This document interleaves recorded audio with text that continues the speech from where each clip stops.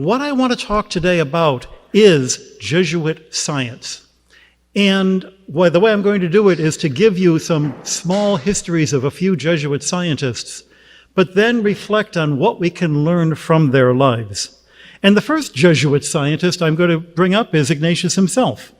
In the autobiography, we read, the greatest consolation that he received was from gazing at the sky and the stars, which he did often and for quite a long time.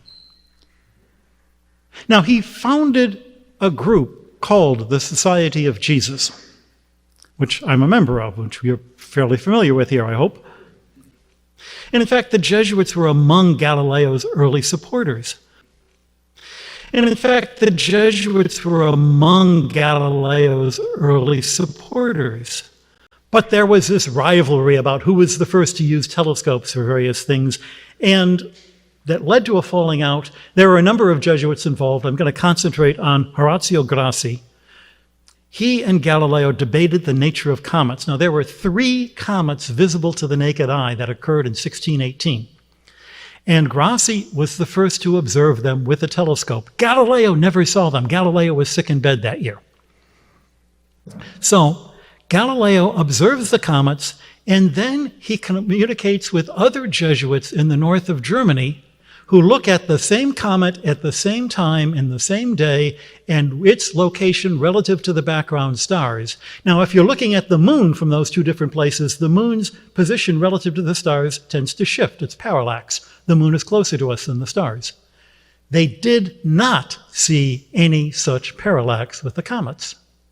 And so from this, he concludes that the comets are farther away than the moon, and yet their orbit is so strange that it's hard to explain with circular orbits, which is what the Copernican system still demanded. And this was controversial because it seemed to conflict with the Copernican system. So over the next 4 years, Galileo and Grassi have this battle of booklets, and they're arguing the point back and forth, and ultimately Galileo produces this book called The Assayer. It's his masterpiece of the philosophy of science, written in Italian, in beautiful Italian, with great wit and great sarcasm. And in it, Galileo says, your science has to depend not on the authority of some sage, but only on the data. And then, using no data but his own authority, he says, and of course those comets can't be out there beyond the Earth. But that's a different story. The important thing to remember is in those days, the Copernican system was not necessarily well supported by the science of the day.